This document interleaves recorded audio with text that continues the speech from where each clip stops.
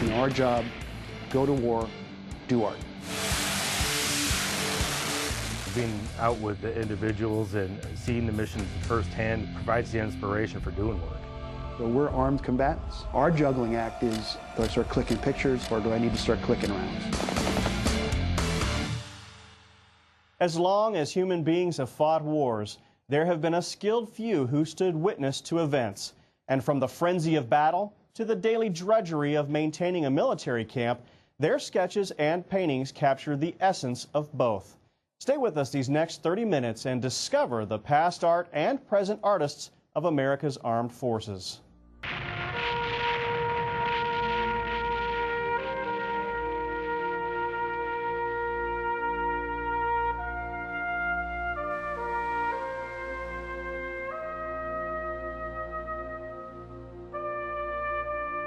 Go to war, do art. Though the exact words vary between services, that's the deceivingly simple directive given combat artists documenting America's military, from the earliest conflicts to the present. We don't tell the soldiers what to do. Since World War I, they've been given the same mandates. Paint what you see in whatever style or whatever medium. Some people use acrylics or oils. Other people prefer using pencils, pastels. It's up to them. While there are works of art in each of the military services collections from earlier, none had a formalized program for generating or collecting art until World War II.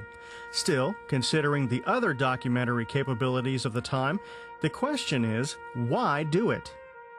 An artist can do things that photography, especially photography in those days, could not do. The camera sees with one eye.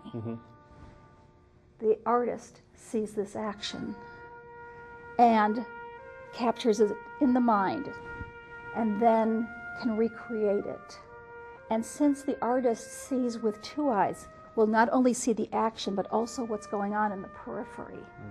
So can incorporate that into the painting. All of the emotion. Exactly. It has interpreted the moment.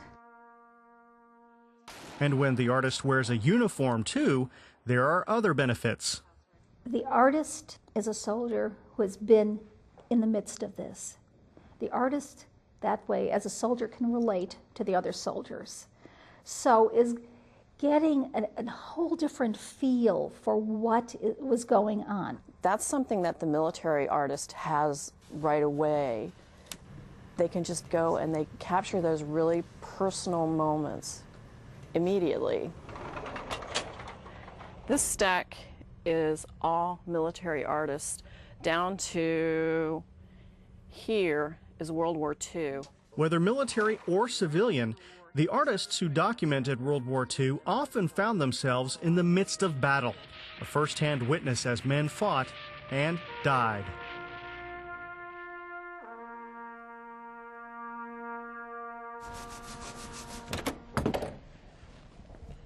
And this is where we have the artwork for the Pentagon for the Senior Executive Service. The Air Force was the third service to form an art program only a short while after its establishment in 1947.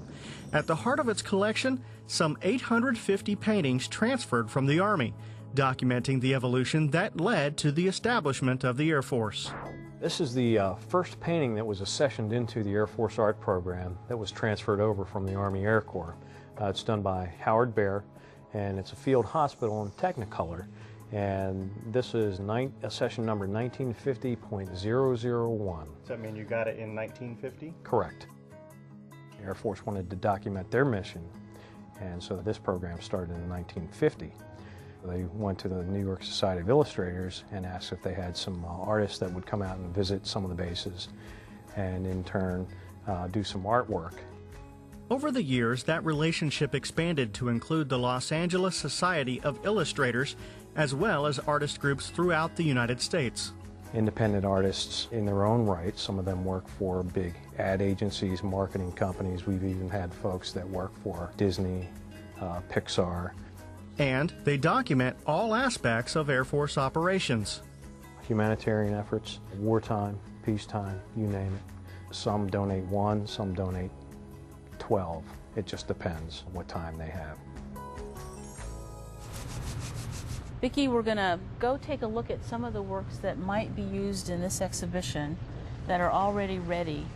The Marine Corps continued sending artists out to document Corps activities after World War II, but it wasn't until the Vietnam conflict that one of its own artists motivated the service to collect Marine Corps art and maintain that collection separate from the Navy. And you'll notice that we've got all the drawers listed by artist. And you go down, you'll see Colonel Chenoweth, Dermot from Vietnam, and then of course Jack Dyer. Jack Dyer is the legacy that I as a curator build upon. Jack started with the program in Vietnam, later became our first curator for the program. And what we're taking care of is what he assembled and structured. Fast watercolor.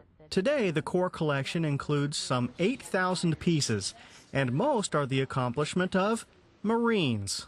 For most of our history, except for Vietnam, we have stayed with Marines or Marine reservists. In our program, you are a Marine first and then an artist. So if something does happen, they can pick up a weapon and do what they have to do as Marines. I see a couple of paintings here, bins back there. Just how many do you have? Of our total figure, I would say at least 14,000 pieces are in here. Yes. That's a lot. That's a lot, yeah. Sadly, the bulk of each service's art collections resides in storage. At any given time, only a few hundred are out on loan for display in the offices of military leaders or exhibit at various museums. For the most part, the bigger part of the collections are seen only by those few who manage and care for them. I call this the most famous collection that nobody's ever heard of. Our art has appeared in books, in magazines, in documentaries, in newspapers. Our World War II art is more famous than more current art, only because the artists that they had, that they used then, were some of the creme de la creme of that period. So you have top names that are now commanding thousands and thousands of dollars on the auction market. This is one of two storage areas. They're both here on the Navy Yard, but this one actually has about 2/3 of the collection right here. So I hear that you also have some rather controversial works of art. Oh, yes, we do. Come see. Here we have it. Usually when there's discussion of the government censoring art, we talk about this painting. Paul Cadmus, The Fleet's Inn, depicts the Navy in a bad light. It looks like they're harassing ladies. If you look at it closely, women generally don't get Adam's apples. And the same character has really big hands. So there's a little bit more going on in the painting than you might ordinarily assume. Regardless of monetary worth or historical significance, the service's art curators keep a close eye on every piece of art in their collections. As a matter of fact, last week I recovered a painting that had been missing for 21 years. We're kind of like the Mounties. If a painting wanders off, we always get our painting.